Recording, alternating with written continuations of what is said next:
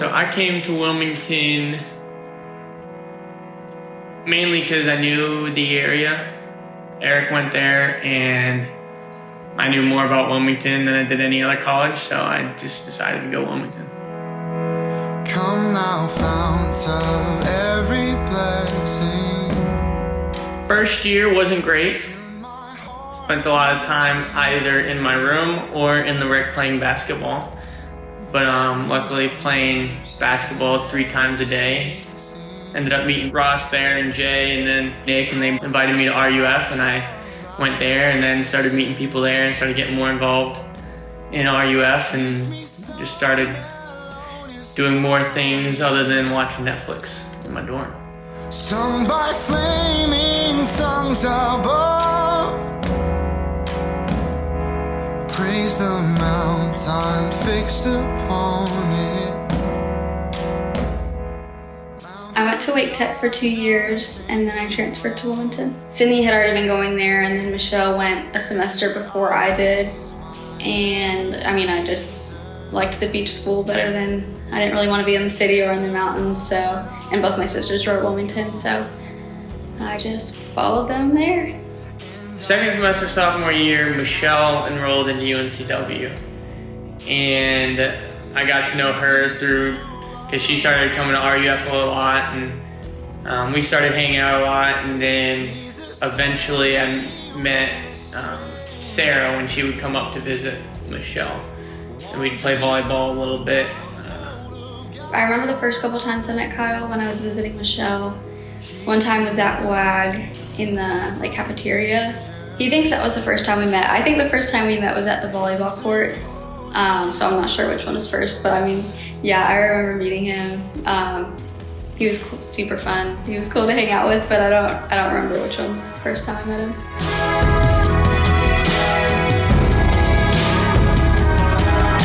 We didn't really get to know each other a lot. It was just kind of, whenever she would come up, I'd say, hey, how's it going? And we'd play volleyball together. We didn't really get to know each other much until she started coming in our junior year when she transferred in. I've met a couple of the girlfriends that Michelle had made from RUF at Wilmington. So then when I got there, I started going to RUF with her and hanging out with the same girls.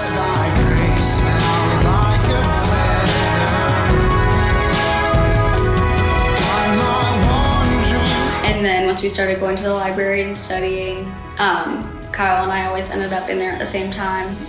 So once we both ended up being in the library at the same time was when we kind of first started hitting it off. A lot of time throughout the days, at least, was spent in the library. In between classes or after classes, we would just default and go to the library instead of going back to our rooms. And I'd spend a lot of time with her there. It was probably the fastest I got comfortable with being around somebody, with Sarah. I just felt comfortable around her pretty much right away. And then I think halfway through that first semester was when I started actually really thinking okay, I think I like this girl. I think it was about halfway through my first semester there that I was like, I think I like him, but I'd rather just be friends. And I kind of thought he felt the same way, but it was just a lot easier for us to just stay friends. I think the fair was first. We went up to Raleigh and had lunch at her parents' place and went to the fair. And then a few weeks later was my birthday, and where we got dinner for my birthday and then went contra dancing. When we walked in for his dinner, there was a seat open next to him, so I was excited that I got to sit next to him at his birthday dinner. And then we went contra dancing after, and we were partners for contra dancing first, and I remember it was just fun. Everything was just easy with him. I didn't think too much about it at the time, just because I didn't think it would really be able to happen. But yeah, I was happy to dance with her.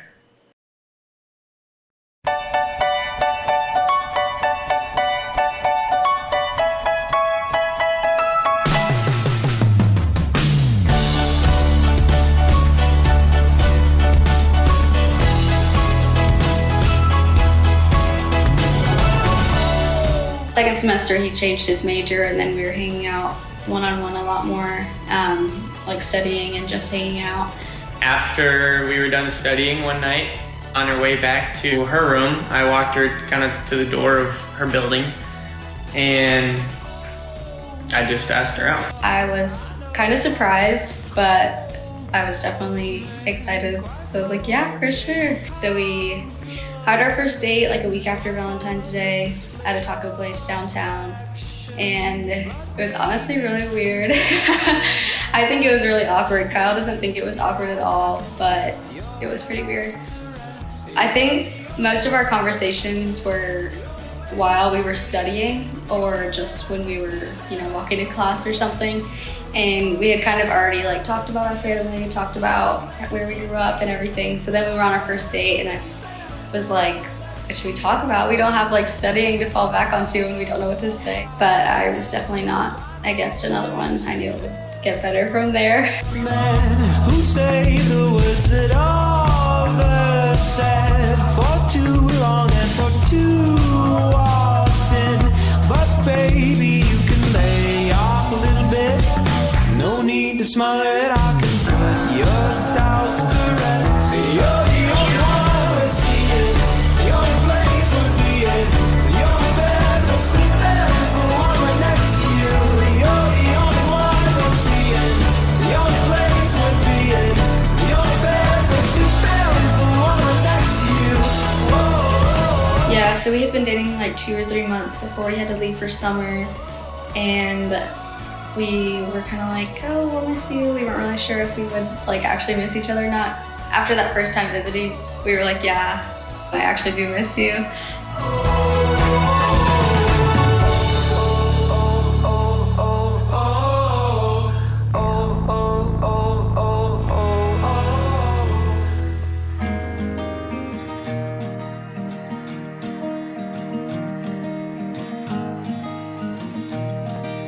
Seeing him with my family and it being so easy for him to hang out with them too, and then really missing him when he would leave. And I had known before, earlier in the relationship, that he was someone I would want to be with forever. So I think I had known in the beginning of the summer that I loved him, but I knew that it would take Kyle longer. So I didn't want to say anything earlier just because I knew that he would say it when he was ready to. So take me to North Carolina,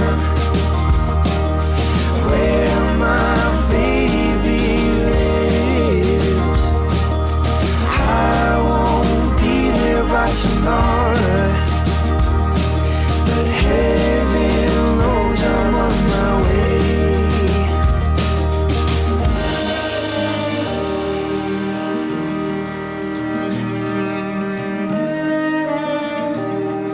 It was in August.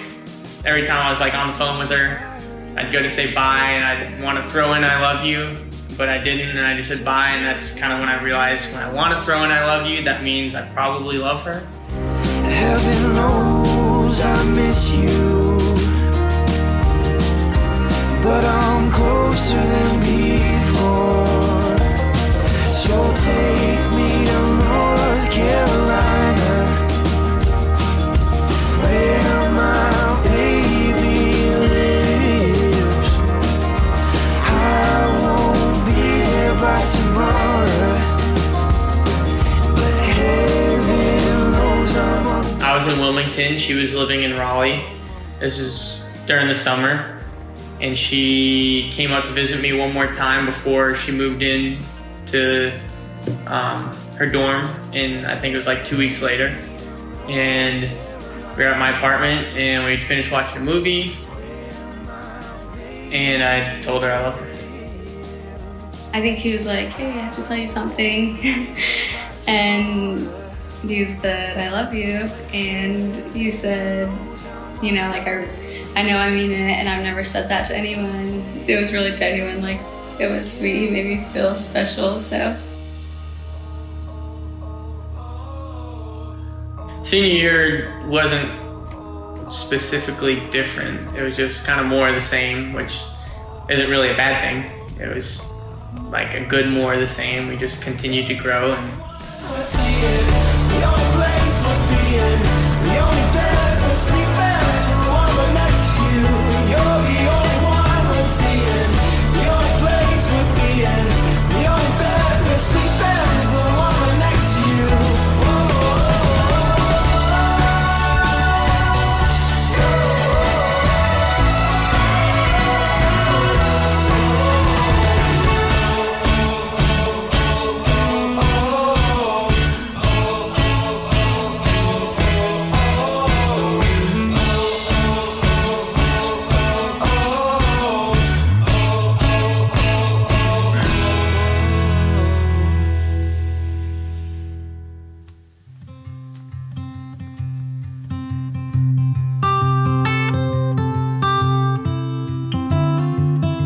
we went home for spring break in March, and my birthday was the middle of that week, and I think it was like my birthday or the day after, they were like, you get another week of spring break, and we were excited, and then they canceled school, and then we all had to go home, and I didn't see Kyle for 2 months.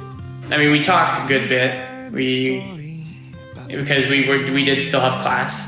We Zoom a lot and work on projects. I think we had a couple group projects that we were working on that we'd Zoom and talk to each other most days to work on those.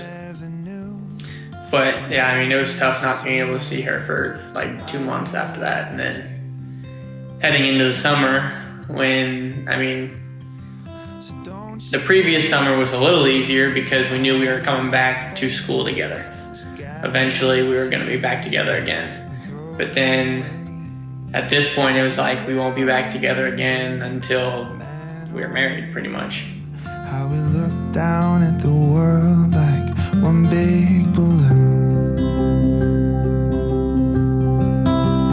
But I want you to see, so won't you fly away with me until all the lanes and avenues will fade away from view, until all of the world is green and blue and all the stars have moved. I'd still love you like I always do. I brought up marriage first. I think it was the same night I said I love you. Well, no, I didn't say, do you want to get married? I said, I just asked her where she was at in the relationship and if at this point she could see us getting married. I think just every few months or every couple months, we would kind of just get back on the topic, and we would just, yeah, I still would want to marry you, kind of just like reassure each other that we were still in it, I guess. Once COVID hit and then once that summer started after we graduated, we both just knew we were just waiting on when. It was a matter of when I would propose versus if I would.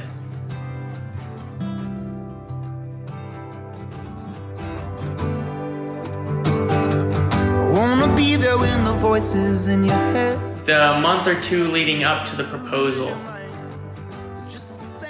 yeah, she asked a lot of questions. Kyle had told me that before 2021, or like by the end of the year, he would propose. So then once we were getting close to the end of the year, like the last 3 months, I was like, I know he's not gonna wait till the last month because that would be too long. So like through October and November, I was just like, when are you gonna do it? When are you gonna do it? A few weeks before I proposed, I had to go pick up the ring, and that was in Raleigh, obviously. And I guess not obviously, but it was in Raleigh. And she was babysitting that day, so I went, I picked up the ring and put it in my bag in my room that I was staying in. And when she came back, we were watching a movie that night, and then it finished up, and we started talking, and she was asking questions again. I was asking if he had got the ring yet to propose, and he was just, I don't know. So then I was like, I bet you have it in your suitcase right now. Like, I'm gonna go check. And then he got kind of mad, was like, stop asking questions. So I was like, okay, I need to chill out. So I didn't think he actually had it, but he told me later that it actually was in his suitcase, so it's good thing I stopped, I guess, or a bad thing, I don't know. It's not the jealous type, and it don't matter if we win or lose. Oh, I can push or I can pull, no matter what you're trying to do, as long as I can flow along with you. I wanna hold you close, but never hold you back, just like the banks do the river. And if you ever feel like you are not enough, I'm gonna break all your mirrors. I wanna be there when the darkness closes It took me in. a little while to formulate a plan to propose to her. I was looking at gardens and stuff in Raleigh and in Charlotte and then how I would do it. And then I decided to ask her on walking the loop in Wilmington. There's a circle around right next to the beach that they call the loop, and we used to walk that a good bit. And there's a little garden at one of the ends of the circle. You know, the circle's got two ends. There's one. At one of the points around the loop, there's a little garden off to the side. And I decided that I was gonna ask her, walk her down there and then propose there. Once we got into October, I knew that he had told me that he already had a plan, and we only had set plans like a few weeks into October. So I was like, if we don't have any other plans, it has to be some time that we're hanging out. And the only time we were seeing each other was one weekend in Wilmington, which is the perfect spot to do it. So he did have a plan. He was gonna do it when we were walking on the loop at Wilmington.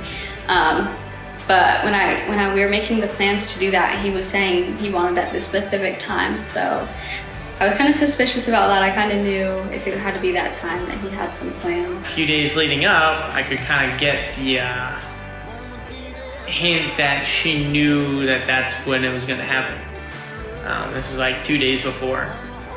So I started scrambling for other ideas, and then eventually I'm like, you know what, I don't care if she knows, I'm just gonna do it there.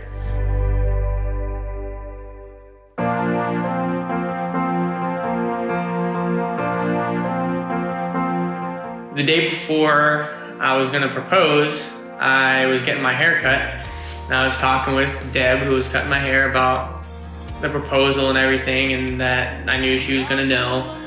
And she came up with the idea of doing it by the mailboxes at the north end of Wrightsville. The night before, he was like, you wanna go see the sunrise in the morning? And we had been trying to do that for a long time, and we never did. And I almost said no, but I was like, sure, we've been putting it off for so long, so let's just go. And then I had no idea that he was gonna do it there, so I did not get ready at all. I just literally just woke up and went, and I looked like a mess, and it was freezing. Heading on to the beach, I needed a place to put the box, because it's a big box. So I decided to put it, I had a hoodie on, and I put it in my hood. So, because I knew like she wouldn't touch my hood, like why would she touch my hood or look at my hood? When we were at the beach, it was freezing, and I really was so excited to go get bagels after, so I was ready to leave. And Kyle was shivering too, and I thought he felt bad that I didn't have a hood on. So the ring was in his hood. And I was like, Kyle, put your hood on. And he was like, no, I'm fine. I said, you don't have to feel bad that I don't have a hood. You can put your hood on. He said, no. I said, I'll put it on for you if you're not going to, because he was so cold. He said, okay, I'll put it on. And he like really slowly put his hood on. Yeah, now the ring was like on the back of my neck, and I'm trying to make sure it doesn't like fall down my shirt or fall out or whatever. So then he wanted to go check out these mailboxes, and I said, no, let's just go. I'm ready to go. It's so cold. And he said, what if there's something in the mailboxes that's gonna change our lives? I said, okay, sure, like that's not gonna happen. So then he kept begging. He just said he really wanted to go see them. So I just got up and started running to them just to try to warm up. So yeah, as we started running, I was like running with my hand on the back of my head, making sure the ring doesn't move. We got there and he said, you should open up that mailbox. I'll open up the other one. And I opened up the mailbox, and there was some roses, and there was a picture frame of him like on one knee, the way that he was, right behind me. And then there was this time in 2018, our junior year, first semester, when I was working the front desk, and we were studying a little bit, and then we kind of got to talking that we don't stay in touch with many of our friends from college. And at some point she said, let's stay friends forever, something like that. So when he proposed, he said, there was one time we were at the desk and you said, let's be friends forever, and I want you to be my best friend forever. Moments come and moments fade, but your ending love remains. It might be dark, but I'm not afraid, 'cause I know dawn's about to break. A son of God, you come to seize the rage inside the heart of me. Your heart, oh God, is what I need. You've overcome the world. Take heart.